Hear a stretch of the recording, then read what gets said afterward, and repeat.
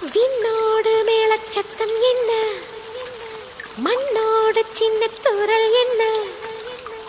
எங்கேதான் சென்றாயோ இப்போது வந்தாயோ, சொல்லாமல் வந்தது போல் இல்லாமல் போவாயோ, தப்பாமல் மீண்டும் சந்திப்பாயோ,